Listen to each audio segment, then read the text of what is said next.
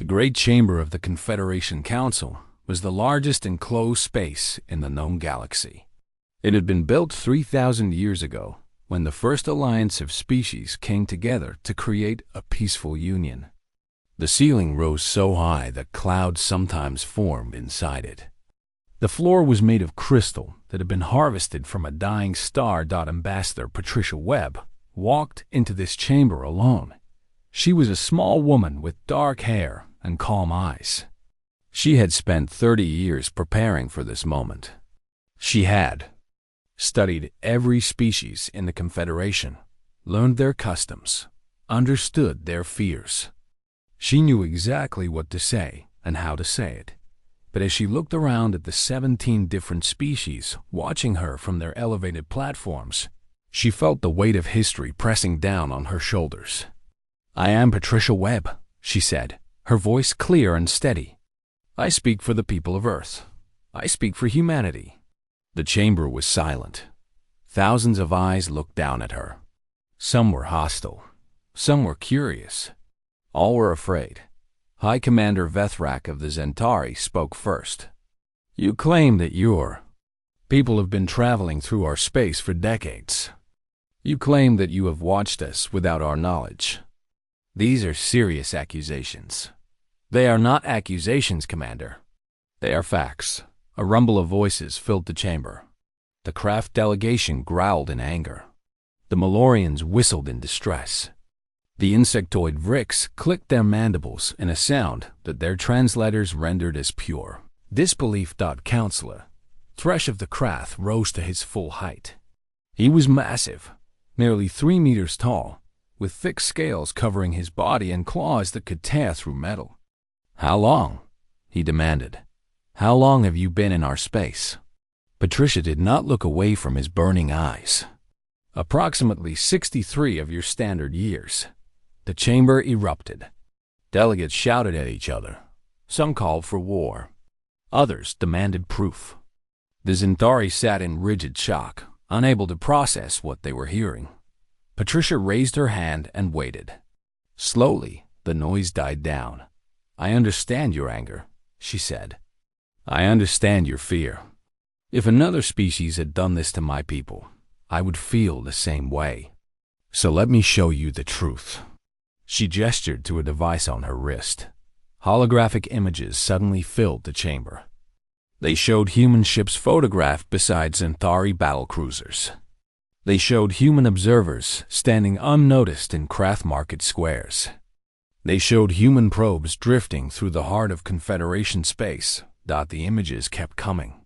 60 years of surveillance, displayed in terrifying detail.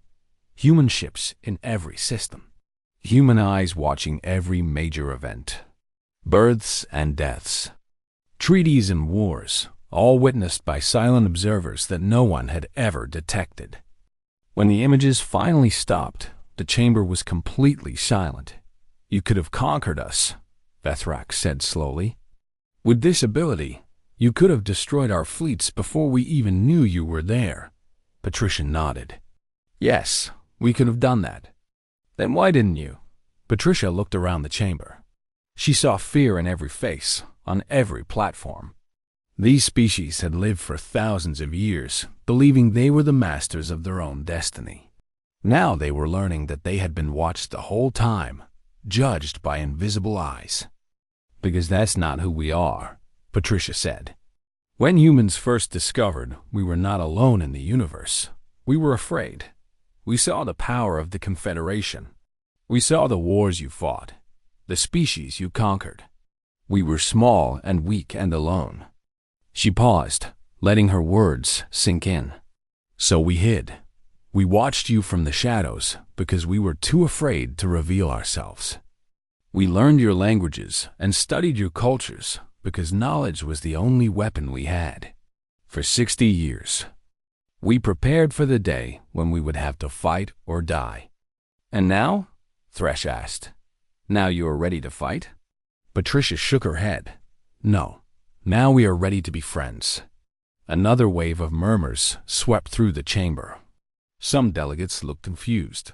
Others looked suspicious. We could have been conquerors, Patricia continued.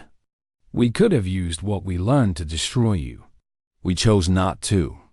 We are revealing ourselves now because we believe it's time to be partners rather than phantoms. A Malorian delegate raised a thin arm. The Malorians were small and delicate, with large eyes and gentle voices. They were the scholars of the Confederation, devoted to learning and understanding. You say you want partnership, the Malorian said. But how can we trust you? How can we trust a species that has been deceiving us for 60 years? Patricia nodded. That is a fair question. The answer is simple. You can't. Not yet. Trust must be earned, and we have not earned it. All we can do is show you, through our actions, that we mean what we say. She reached into her pocket and pulled out a small data crystal. She held it up for all to see. This contains everything we know about your civilizations. Every observation, every recording, every piece of intelligence we have gathered over 60 years. We are giving it to you freely. There are no secrets here, no hidden files, nothing held back. You will know exactly what we know. She placed the crystal on the floor in front of her. This is our first gift to the Confederation. There will be others. We ask only one thing in return. What do you ask? Vethrak said. Time. Give us time to prove ourselves. Let us show you that humanity can be trusted. Let us earn the right to stand among you as equals. The chamber fell silent again. The delegates looked at each other, uncertain what to do.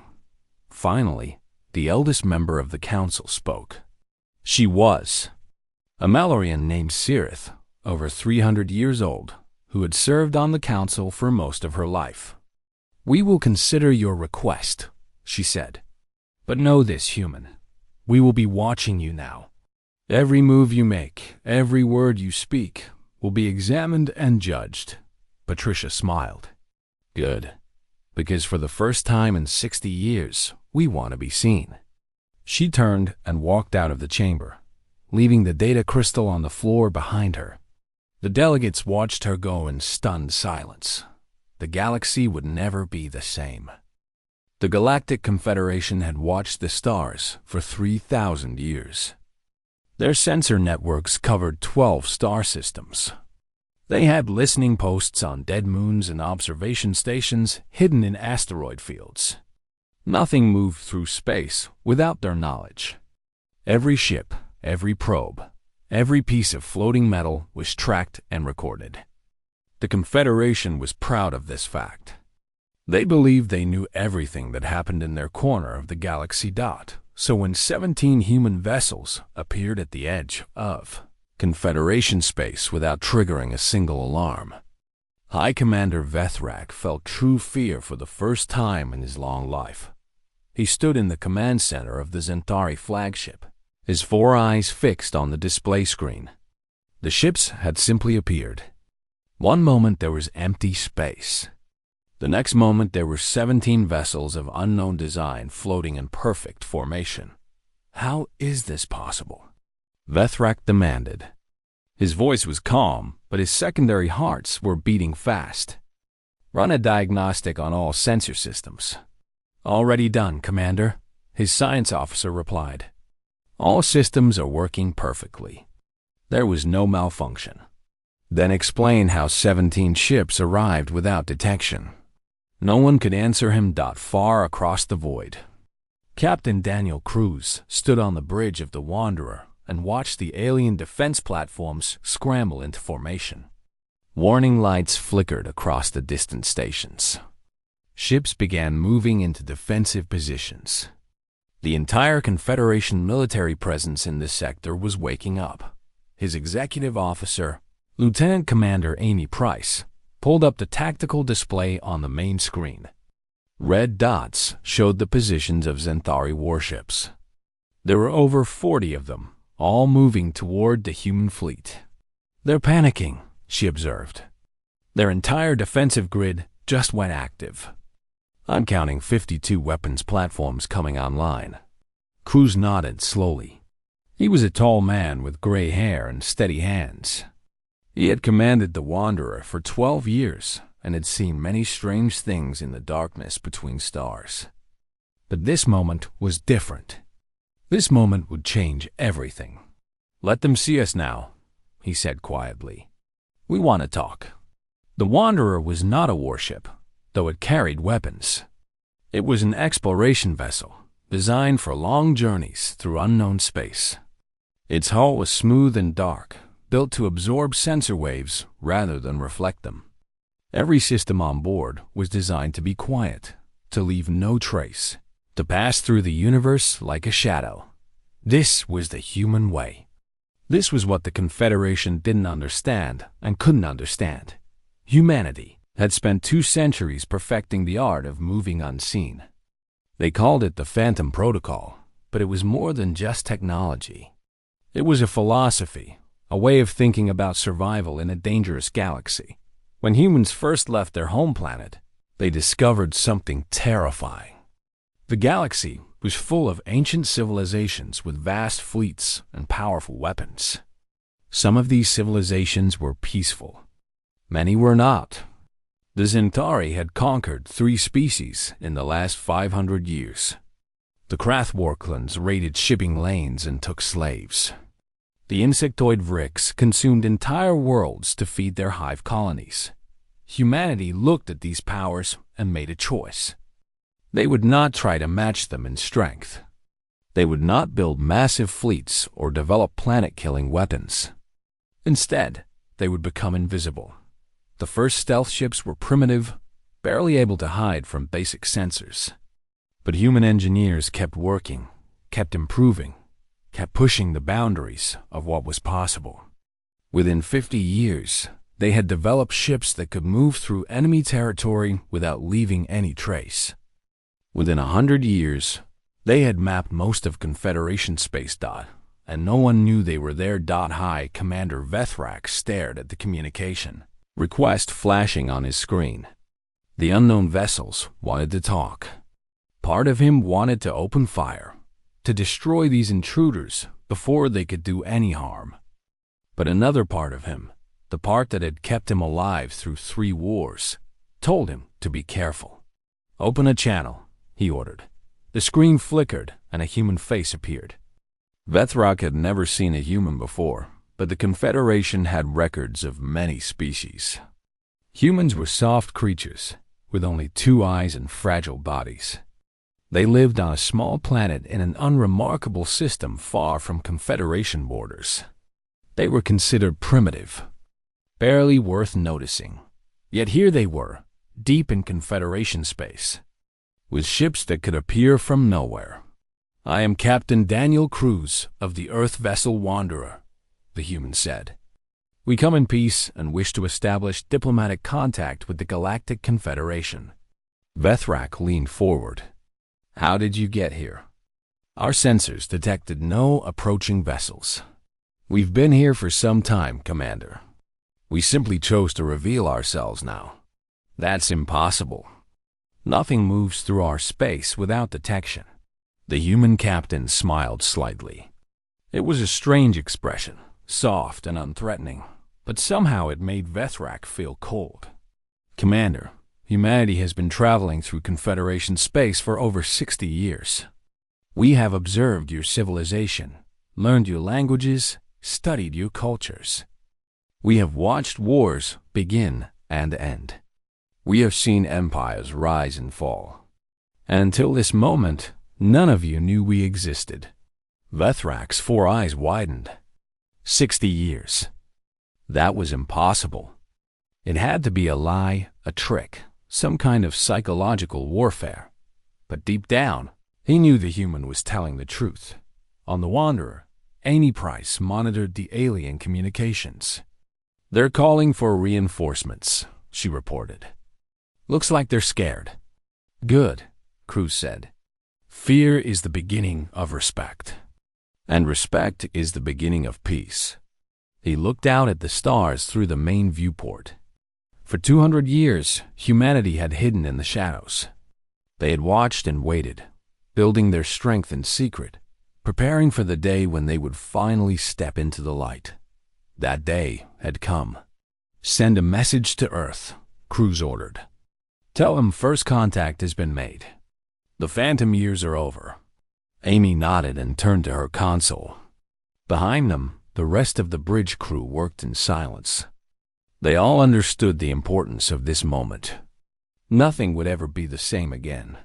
The Galactic Confederation was about to learn the truth about humanity. They were about to discover that the galaxy held secrets even their ancient sensors could not detect. And they were about to meet a species that had turned invisibility into an art form. The humans had revealed themselves. But they had revealed only what they wanted to show. The rest remained hidden in shadow, waiting. And that was exactly how humanity wanted it. 70 years before the Wanderer revealed itself to the Confederation, a young scientist named Nina Cole sat alone in her laboratory on the research station. Quiet step. The station floated in the darkness beyond Neptune, far from Earth and far from the busy shipping lanes that connected human colonies. Nina was tired. She had been working for 3 years on a project that everyone said was impossible. Her funding was almost gone. Her colleagues had moved on to other research. But she refused to give up. She believed that she could make ships invisible, not invisible to the eye. That was easy enough with simple light-bending technology. She wanted something bigger. She wanted to make ships invisible to every kind of sensor that existed. She wanted to create true phantoms. The problem was physics. Every object in the universe gave off signals. Heat created infrared radiation. Mass created gravity waves. Movement created quantum disturbances. No matter how hard you tried to hide, something always gave you away. But Nina had found something strange in her experiments. Certain exotic particles, when arranged in specific patterns, could interfere with detection methods. They didn't just block signals. They seemed to erase them completely. She ran the experiment again for the 100th time. A small probe sat in the testing chamber. She activated the particle field around it. Then she pointed every sensor she had at the probe. Nothing. The sensor showed empty space. But Nina could see the probe with her own eyes through the window. It was right there, floating in the chamber. Yet according to every instrument she had, it didn't exist. Her hands began to shake. She checked the results again and again. They were the same every time she had done it. She had made an object truly undetectable. 2 days later, her colleague Benjamin Hart arrived at the station. He was an older man with white hair and a skeptical mind. He didn't believe in miracles. He believed in data and proof and careful analysis. "Show me," he said simply. Nina showed him. She ran the experiment with the probe. She ran it with a larger object. She ran it with Hart himself inside the test chamber. Each time, the results were the same. The sensors detected nothing. Hart sat down heavily in his chair. His face was pale. "This changes everything," he whispered. "I know," Nina replied. Within a month, the highest levels of Earth's government knew about Nina's discovery. Within a year, the first prototype stealth ship was being built. Within 5 years, the Phantom program was fully operational. The man who led this program was Commander Lucas Gray. He was a soldier who had seen combat against pirates in the outer colonies. He understood what it meant to be hunted by enemies with superior technology. He understood the value of being unseen.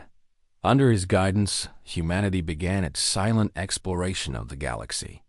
The first Phantom ships slipped past Confederation sensor networks like ghosts walking through walls. They mapped alien systems, recorded alien communications, and studied alien civilizations. Everything was done in secret. No human ship ever revealed itself. No human ever made contact with an alien species. They watched from the shadows, learning and waiting. Gray kept detailed records of everything they discovered. He learned that the Zentari were the dominant military power in the region, with a fleet of over 10,000 warships. He learned that the Malorians were peaceful traders who valued knowledge above all else. He learned that the Krath were warriors who respected only strength, and he learned that all of these species feared the unknown. The Confederation had faced many threats over the centuries. They had fought wars against invaders from distant parts of the galaxy. They had dealt with plagues and disasters and internal rebellions. But nothing frightened them more than the idea of something they couldn't see. Gray understood this fear. He decided to use it. "We won't reveal ourselves until we're ready," he told his officers. "When we finally make contact, it must be on our terms. They must understand that they cannot defeat us, cannot find us, cannot stop us. Only then will they treat us as equals." The years passed. Human technology improved. The Phantom ships became faster, quieter, more advanced. New generations of scientists built on Nina's original discovery. They created sensors that could see through alien stealth technology while remaining invisible themselves. They developed communication systems that couldn't be detected or decoded. And all the while, humanity grew stronger. New colonies were established on hidden worlds. Factories were built inside hollow asteroids. A secret civilization took shape in the spaces between the stars, invisible to everyone but themselves. Nina Cole watched all of this happen. She had become famous among her own people, though no alien would ever know her name. She was called the Mother of Shadows, the woman who had given humanity the gift of invisibility. But she worried sometimes about what her discovery might lead to. Power was dangerous, even invisible power. She hoped that when humanity finally revealed itself, they would choose peace over war. Commander Gray died of old age 30 years after the program began. His last words were a warning to his successors. "Never forget that we are hiding because we are afraid. Fear can make you cautious, but it can also make you cruel. When the time comes to step out of the shadows, remember who we want to be." His words were carved into the wall of the Phantom program's headquarters on a nameless moon. Every new officer was required to read them and understand their meaning. Humanity had learned to become ghosts. Now they had to learn when to become real again. The decision was made 63 years after the first Phantom ship crossed into Confederation space. Earth's leaders gathered in a secure facility deep underground. They reviewed decades of intelligence reports. They studied alien cultures and military capabilities. They calculated risks and opportunities. In the end, the vote was unanimous. It was time to reveal themselves. Captain Daniel Cruz was chosen to lead the first contact mission. He was given 17 ships and a simple instruction: show them who we are. The Phantom years were ending. A new chapter in human history was about to begin. And somewhere, in a quiet corner of a research station, an elderly Nina Cole smiled when she heard the news. Her shadows were finally going to walk into the light. Not everyone in the Confederation accepted humanity's offer of peace. Admiral Kovacs of the Zentari military faction was one of the doubters. He was an old warrior with scars on his face and hatred in his heart. He had fought in 3 wars and had never trusted anyone who came offering friendship. "They are lying," he told his officers in a secret meeting. "No species travels across the galaxy just to make friends. They want something. They are planning something. And when they strike, we will be unprepared." His officers nodded. They respected Kovacs. He had led them to victory many times. If he said the humans were dangerous, they believed him. "We must test them," Kovacs continued. "We must discover the limits of their Phantom technology. We must find their weakness." He developed a plan. Using captured human communication frequencies, he would broadcast a false distress signal. When a human ship came to investigate, his fleet would be waiting. 300 warships hidden behind a sensor-blocking asteroid field. The humans would fly right into the trap. "If they truly want peace, they will respond to a call for help," Kovacs explained. "And when they do, we will capture them. We will take their ship apart piece by piece. We will learn all their secrets. The trap was set in a remote system far from the main shipping lanes. Korvax positioned his fleet carefully, making sure every ship was hidden from normal sensors. Then he activated the distress beacon. The signal went out across space, calling for any nearby vessel to assist. And on the other side of the sector, Captain Daniel Cruz heard it. "We're picking up a distress call," Amy Price reported from her station. "It's using human frequencies, but the signature is wrong. The encryption pattern doesn't match any of our ships." Cruz studied the data on his screen. The signal looked almost real, but there were small errors, tiny mistakes that only an experienced officer would notice. "It's a trap," he said calmly. "Should we ignore it, sir?" Cruz thought for a long moment. He knew what the smart choice was. A trap meant danger, and danger meant risking his ship and crew. The logical thing to do was turn away and report the incident to command. But Cruz was not interested in the logical choice. "No," he said. "We're going to spring their trap." Amy looked at him in surprise. "Sir, the Confederation is testing us. They want to know if our phantom technology can be defeated. If we run away, they will keep hunting us, keep setting traps until they find our weakness. But if we show them the truth, if we demonstrate exactly what they're dealing with, they might finally understand." He stood up and addressed his crew. "Set course for the distress signal. Full phantom mode until we arrive. And send a message to the Shadow Fleet." The Shadow Fleet. 47 human ships that had been following the Wanderer since it entered Confederation space. They were never more than a few hours away, watching, protecting, ready to act if needed. Cruz had hoped he would never have to reveal them. But some lessons could only be taught through demonstration. The Wanderer dropped out of Phantom mode at the edge of the asteroid field. Immediately, alarms began sounding across the bridge. "Weapons signatures detected," Amy announced. 300 contacts. "They've got us surrounded." Cruz looked at the tactical display. Centauri warships were emerging from behind the asteroids, their weapons charged and ready. It was an impressive force, enough firepower to destroy a dozen human vessels. "Admiral Korvax," Cruz transmitted on an open channel. "I know what you're trying to do. I understand your fear. But I'm going to ask you to reconsider." The view screen flickered, and Korvax's scarred face appeared.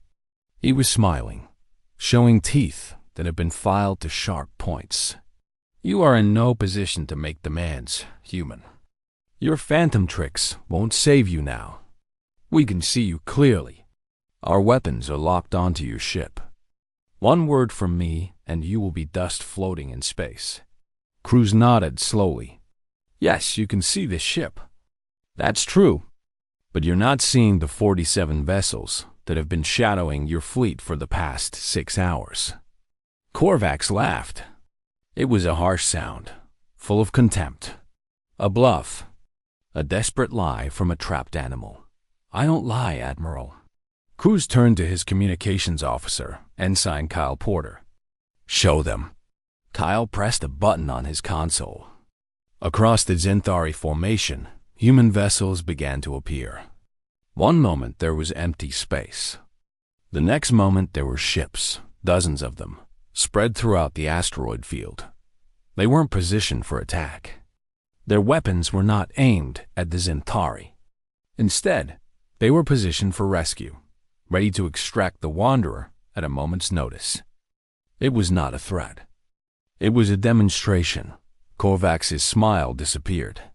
He stared at his tactical display, watching the human ships materialize out of nothing. His officers were shouting in confusion. Some of the human vessels had appeared less than 100 meters from Centauri warships. If they had been enemies, if they had fired even a single shot, the battle would have been over before it began. "How?" Korvax whispered. "How did they get so close?"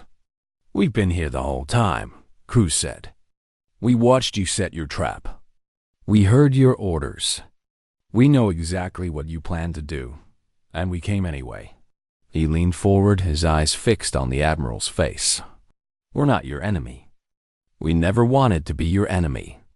But understand this, you will never catch us unless we choose to be caught. You will never find us unless we want to be found. War with humanity isn't something you can win. It's something you can only survive if we allow it." The channel was silent for a long moment. Korvax stared at the human captain, hatred and fear warring on his face. Then, slowly he raised his hand. "Stand down," he ordered his fleet. "All ships, stand down." The Zentari weapons powered off. One by one, the warships began to pull back, returning to their original positions behind the asteroids. Doc Cruz let out a breath he didn't know he had been holding. "Thank you, Admiral. You've made the right choice." Korvax's image remained on the screen. He looked older now, defeated. "This changes nothing, human. The Confederation will never trust you." "Maybe not," Cruz agreed. "But trust isn't something you demand. It's something you earn. And we have a long time to earn it." He signaled Kyle to cut the transmission. The screen went dark. Amy Price was watching him with wide eyes. "That was incredibly dangerous, sir." Cruz smiled slightly. "Yes, it was. But sometimes you have to take risks to build peace. The Confederation just learned that they can't defeat us through force. Now maybe they'll try talking instead." He looked out at the stars, at the Phantom ship slowly fading back into invisibility. "Set course for the Confederation capital. I think we have more talking to do." The Korvax incident, as it came to be known, changed everything.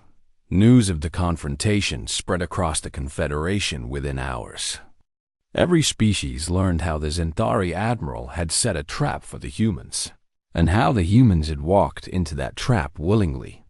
They learned how 47 Phantom ships had appeared from nothing, demonstrating a power that no one could match or defend against Dodd, and they learned that the humans had not fired a single shot. The Council met in emergency session. Delegates argued for days about what to do. Some wanted to declare war on humanity before it was too late. Others pointed out that war against an enemy you couldn't see was impossible to win. A few, mostly the Malorians, suggested that perhaps the humans really did want peace. In the end, the Council made a decision. They would not attack humanity. They would not try to steal human technology.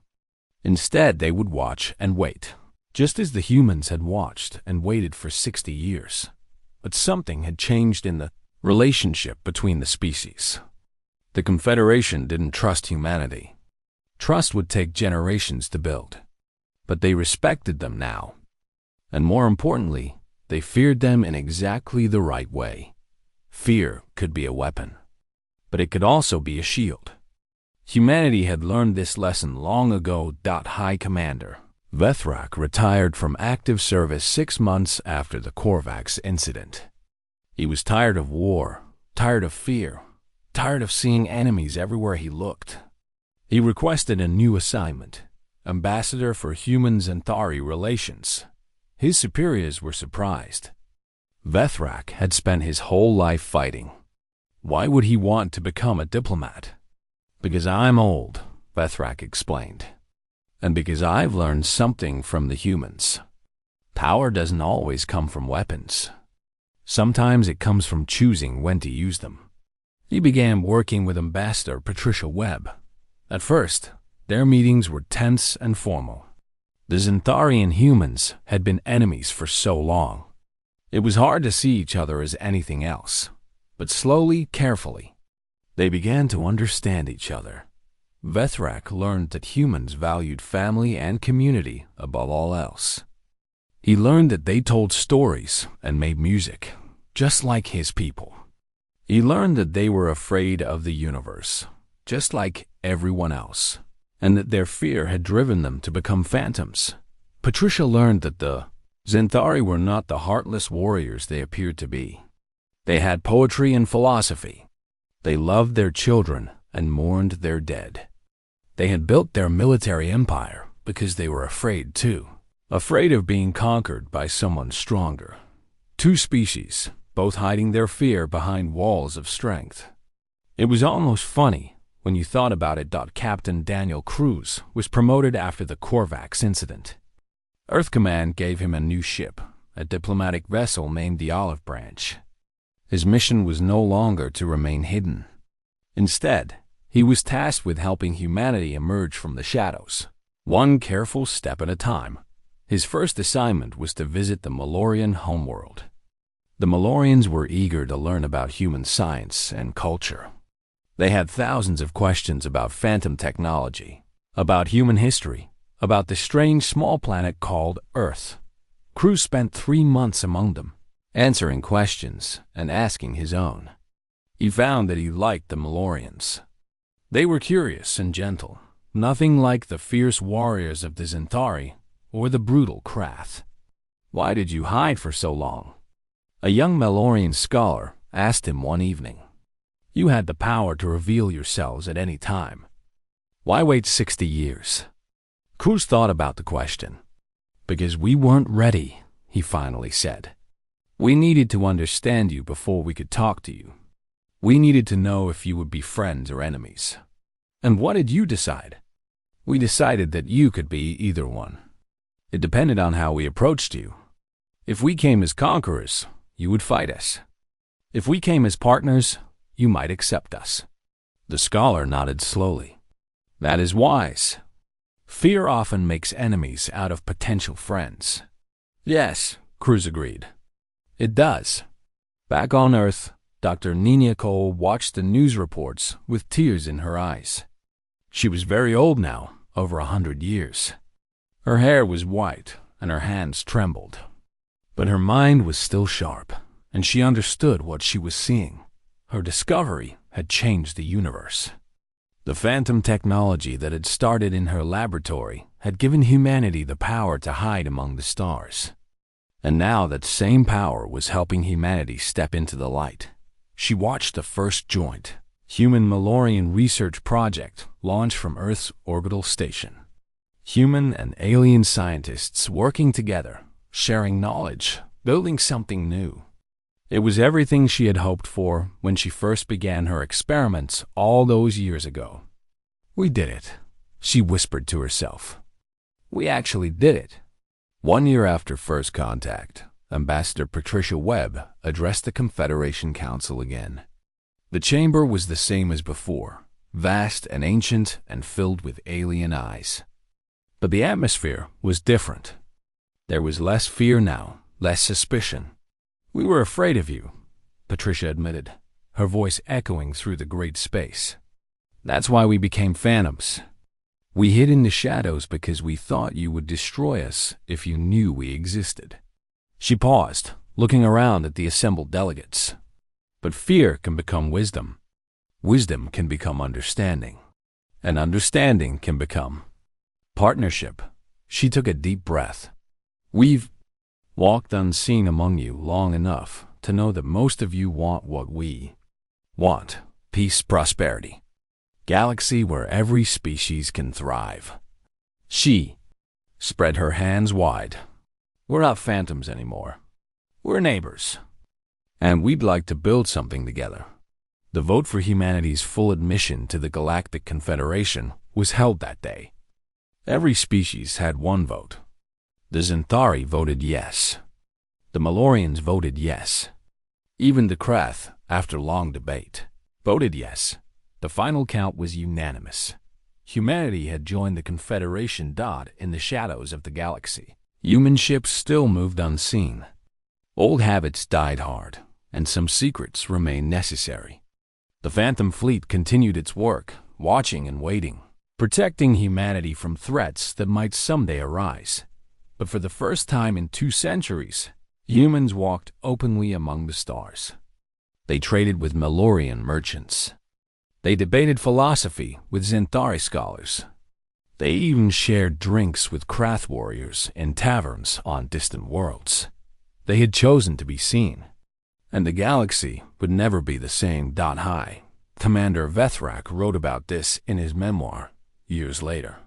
"We spent millennia believing that power was measured in visible strength," he wrote. "The humans taught us something different. True power is the ability to choose when to be seen. True strength is knowing when to step out of the shadows. And true wisdom is understanding that fear, properly used, can build bridges instead of walls." Humanity had learned to become ghosts. Then they had learned something harder. They had learned to become friends.